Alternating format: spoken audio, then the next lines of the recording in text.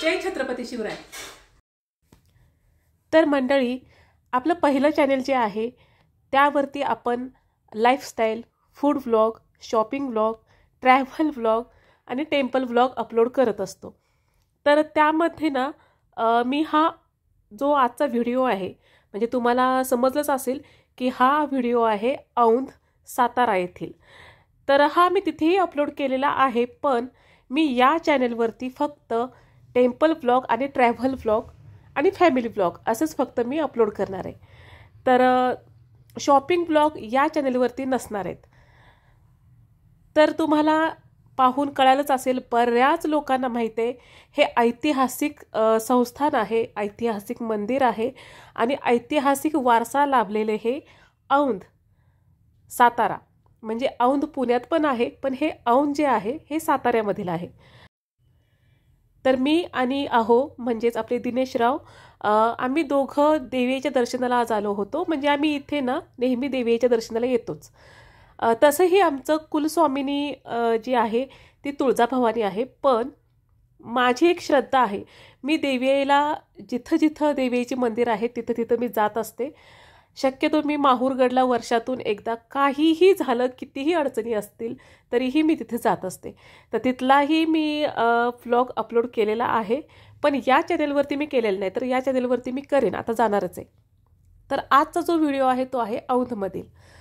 आवाज माझा थोडासा बसलेला आहे, कारण तब्येत एकदम जाम झालेली आहे, त्यामुळे आवाजाबद्दल थोडं समजून घ्यावं, आणि तुम्ही घेताच नेहमी मला समजून। तर औंधमध्ये आम्ही आलो होतो ना त्यावेळेला गर्दी खूप होती, खूप म्हणजे नेहमी कसं होतं ना बऱ्याच वेळेला की एक गर्दी कमी असते आणि आतमध्ये गेल्यानंतर ना म्हणजे गेल्या गेल्या पटकन दर्शन होतं, पण आता काय झालं की थोडीफार गर्दी होती, त्यामुळे थोडीशी लाईन होती, आणि लाईन जरी असली ना तरी तिथं फार वेळ लागत नाही दर्शनाला, ते पटपट पटपट होत असतं, आणि लोकही खूप शांततेनं वगैरे दर्शन घेत होते त्या दिवशी। हा जो परिसर आहे ना इतका सुंदर आहे परिसर। औंधला एक ऐतिहासिक वारसा लाभलेला आहे, आणि तिथले ग्रामस्थ आजही तो वारसा खूप छान पद्धतीनं आणि खूप आपुलकीनं, खूप म्हणजे एकदम काळजी घेऊन तो जोपासत आहेत, म्हणजे जपत आहेत। तिथं ना प्रसाद पण होता, कोणीतरी असं नवस वगैरे केलेलं असतं किंवा कुणाचं काहीतरी एक हौसेनं वगैरे असतं, तर तिथं ना प्रसाद पण वाटत होते। हे गोंधळी आहेत देवीचे, तर तिथं पण तुम्ही तुमच्या इच्छेने दक्षिणा वगैरे काही द्यायची असते। तिथला प्रसाद आम्ही घेतला दोघांनी, नंतर त्याचा थोडा प्रसाद मी घरी पण घेऊन आले।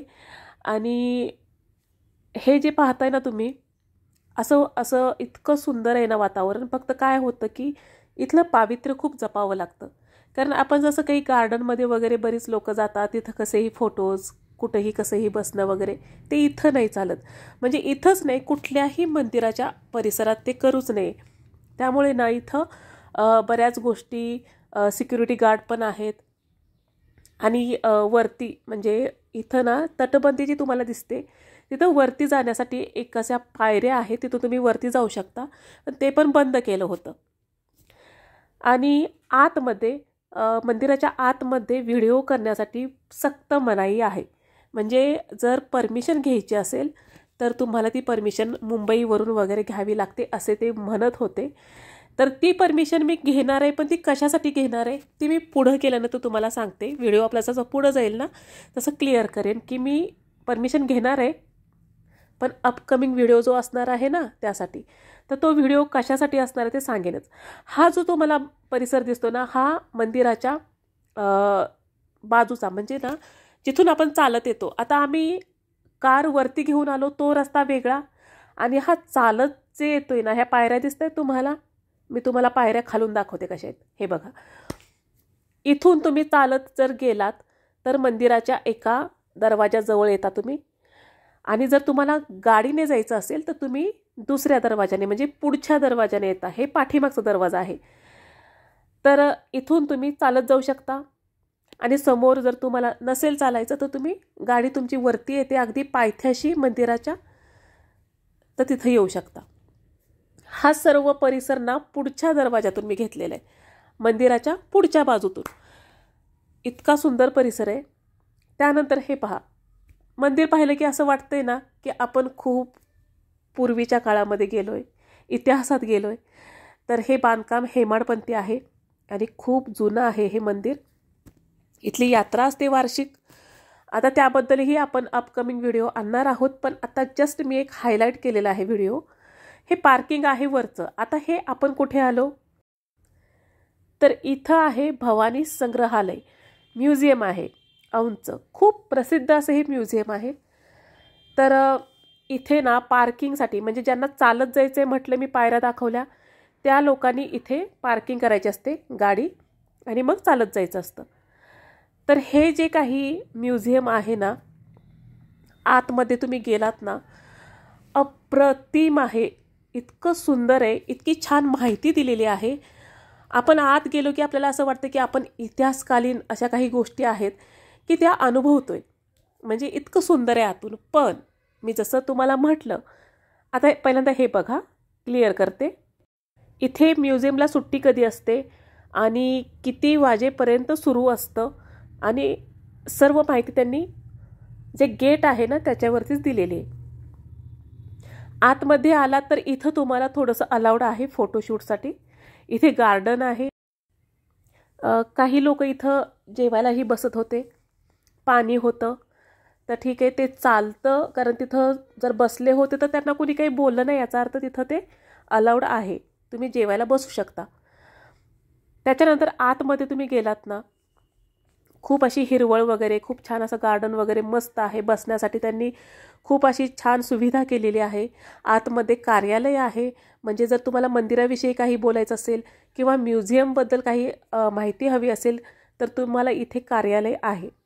आता मी मगाशी जे म्हटलं तुम्हाला की मी पुढे परमिशन घेणार आहे, तर ती मी यासाठी की मला ना बऱ्याच लोकांना येता येत नाही, तर त्यांच्यासाठी मला म्युझियम आतून दाखवायचं आहे.